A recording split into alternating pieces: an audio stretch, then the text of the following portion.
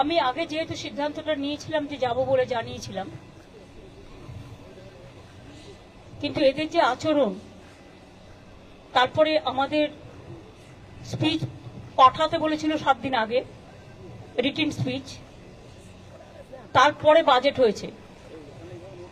বাজেটেও যেভাবে বাংলা সহ opposition স্টেটগুলোকে total বঞ্চনা করা হয়েছে, বিমাতৃসুলভ আচরণ করা হয়েছে, তার জন্য আমরা এই ডিসক্রিমিনেশনটা, এই পলিটিক্যাল বায়াসনেসটা মেনে নিতে পারছি না।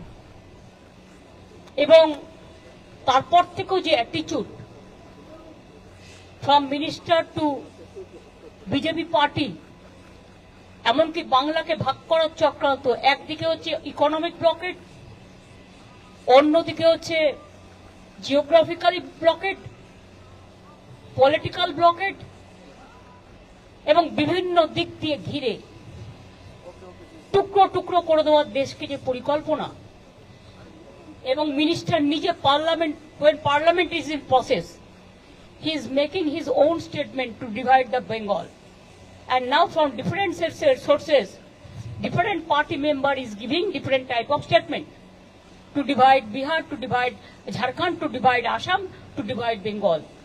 We strongly condemn this attitude. Divide Bengal, to divide Bengal means divide our country India. We don't support this. সেই জন্য আমি মনে করি এই সিচুয়েশনে টু রেকর্ড আওয়ার ভয়েস, আমি জাস্ট যাচ্ছি, কিছুক্ষণ থাকবো, ভয়েস রেকর্ড করতে দিলে রেকর্ড করব, না হলে প্রতিবাদ করব, করে বেরিয়ে আসব। সুতরাং চেষ্টা করব